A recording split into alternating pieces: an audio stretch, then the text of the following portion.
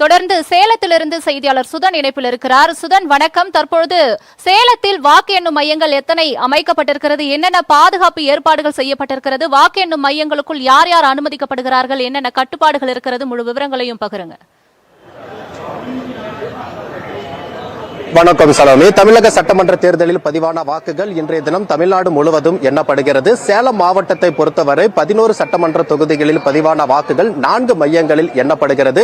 இந்த நிலையில் சரியாக 8 மணிக்கு வாக்கு எண்ணும் பணிகள் துவங்கிய நிலையில் அதிகாலை 5 மணி முதலே வாக்கு எண்ணும் பணியில் ஈடுபடக்கூடிய அலுவலர்கள் மற்றும் வேட்பாளர்களுடைய முகவர்கள் தற்போது வாக்கு எண்ணும் மையத்திற்குள் அனுமதிக்கப்பட்டு வருகிறார்கள்.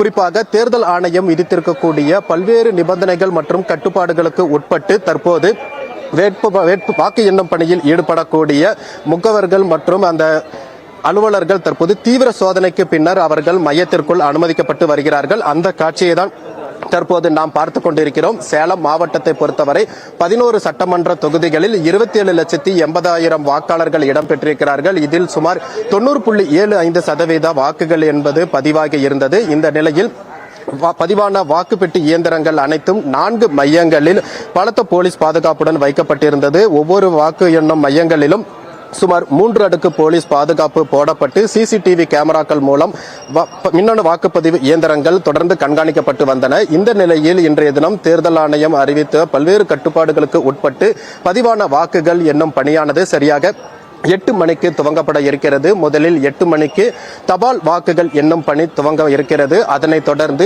8:30 மணியளவில் மின்னணு வாக்குப்பதிவு இயந்திரங்களில் பதிவான வாக்குகள் எண்ணப்பட இருக்கிறது. இதற்காக சேலம் மாவட்டத்தில் உள்ள 11 சட்டமன்ற தொகுதிக்கும் ஒவ்வொரு தொகுதி நம்முடன் லயோலா கல்லூரியில் இருந்து நேரலையில் இணைகிறார். தொடர்ந்து அவரிடம் பேசலாம். நந்தினி வணக்கம். தற்பொழுது நீங்கள் வாக்கு எண்ணும் மையத்தில் இருக்கிறீர்கள். அங்கு என்னென்ன கட்டுப்பாடுகள் போடப்பட்டிருக்கிறது, தேர்தல் மேற்பார்வையாளர் மத்தியில் என்னென்ன விஷயங்கள் நடந்து கொண்டிருக்கிறது, அங்கு வாக்கு எண்ணும் மையத்திற்கான ஏற்பாடுகள் முன்னேற்பாடுகள் என்னென்ன செய்யப்பட்டிருக்கிறது?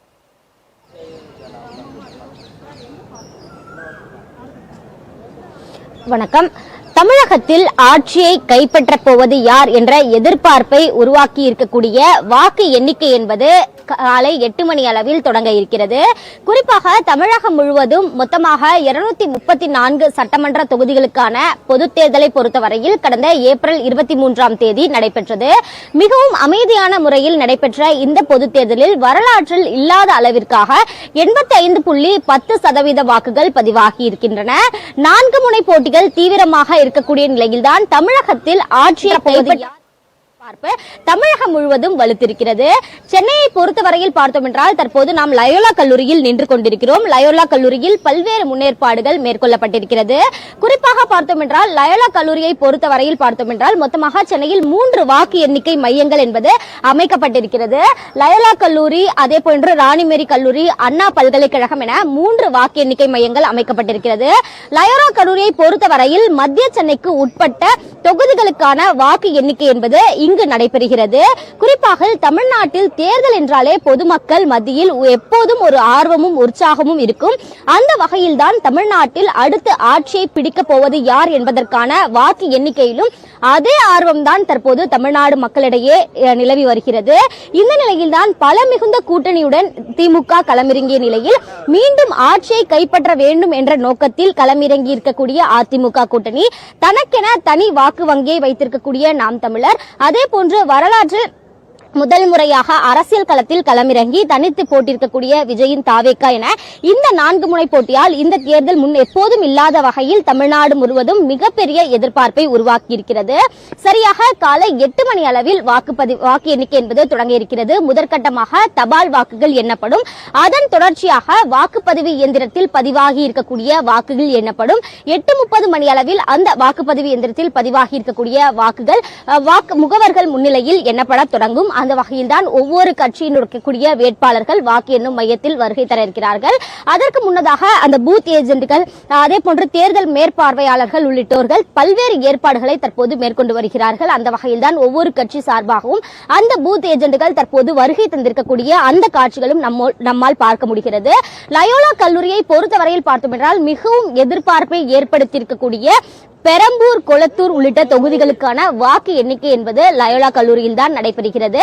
இந்த நிலையில் தான் தமிழ்நாடு முதலமைச்சராக இருக்கக்கூடிய மு.க. ஸ்டாலின் கொளத்தூர் தொகுதியில் போட்டியிட்டிருக்கிறார். அதே போன்று தமிழக வெற்றி கழக தலைவராக இருக்கக்கூடிய விஜய் பெரம்பூர் தொகுதியில் போட்டியிட்டிருக்கிறார். அந்த வகையில் தான் மிகவும் எதிர்பார்ப்பை ஏற்படுத்தியிருக்கக்கூடிய தொகுதிகளுக்கான வாக்கு எண்ணிக்கை என்பது லயோலா கல்லூரியில் நடைபெறுகிறது. அதற்கான முன்னேற்பாடுகள் என்பது தீவிரமாக மேற்கொள்ளப்பட்டு வருகிறது. ஒவ்வொரு கட்சி சார்பான அந்த பூத் ஏஜென்ட்டுகள் தற்போது வருகை தந்திருக்கிறார்கள், முகவர்கள் தற்போது வருகை தந்திருக்கிறார்கள். அவர்கள் முன்னிலையில் முதற்கட்டமாக தபால் வாக்குகள் எண்ணப்படும். அதன் தொடர்ச்சியாக வாக்குப்பதிவு எந்திரத்தில் பதிவாகி இருக்கக்கூடிய வாக்குகள் எண்ணப்படும். இந்த நிலையில் தான் லயோலா கல்லூரியில் பல்வேறு முன்னேற்பாடுகள் மேற்கொள்ளப்பட்டிருக்கிறது. குறிப்பாக ஆங்காங்கே கட்டைகள் அமைக்கப்பட்டு அந்த வழி மூலம் மட்டுமே வாக்காளர்கள், முகவர்கள் உள்ளிட்டோர் செல்ல ஏற்பாடுகள் என்பது மேற்கொள்ளப்பட்டிருக்கிறது. அதே போன்று செய்தி சேகரிப்பிற்காக தனி அறையும் அமைக்கப்பட்டிருக்கிறது. லயோலா கல்லூரிக்கு உள்ளே வரக்கூடிய பட்சத்தில் அவர்கள் உரிய அடையாள அட்டை வைத்திருந்தால் மட்டுமே லயோலா கல்லூரிக்கு உள்ளே வர அனுமதி என்பது வழங்கப்படுகிறது.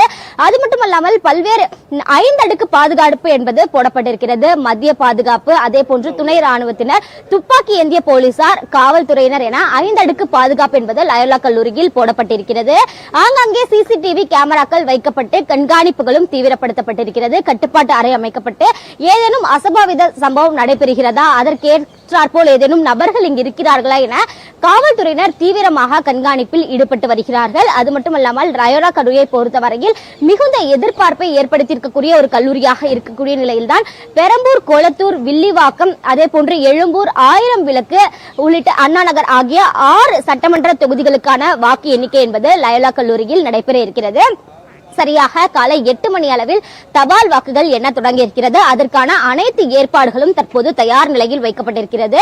அதற்கான முகவர்களும் தற்போது வருகை தந்திருக்கிறார்கள். லயோலா கல்லூரியில் அனைத்தும் காவல்துறை மற்றும் துணை ராணுவத்தினரின் கட்டுப்பாட்டிற்குள் கொண்டு வரப்பட்டிருக்கிறது. மேலும் பார்த்தோம் என்றால் லயோலா கல்லூரியை பொறுத்தவரையில் தமிழ்நாடு முதலமைச்சர் வருகை தருவதற்கான வாய்ப்புகள் இருக்கிறது. அதே போன்று தமிழக வெற்றி கழக தலைவர் விஜய் வருகை தருவதற்கான வாய்ப்புகள் அதிக அளவில் இருப்பதால் கூடுதல் பாதுகாப்பு என்பது இங்கு போடப்பட்டிருக்கிறது. அந்த வகையில் தான் தமிழகத்தில் அடுத்த ஆட்சியை கைப்பற்ற போவது யார் என தமிழ்நாடு மக்கள் மிகுந்த ஆர்வத்துடன் இருக்கக்கூடிய நிலையில்தான் இன்னும் சற்று நேரத்தில் வாக்கு எண்ணிக்கை என்பது தொடங்க இருக்கிறது. தமிழகம் முழுவதும் மொத்தமாக 62 வாக்கு எண்ணும் மையங்கள் அமைக்கப்பட்டிருக்கக்கூடிய நிலையில் சென்னையில் மட்டும் 3 வாக்கு எண்ணும் மையங்கள் அமைக்கப்பட்டிருக்கிறது.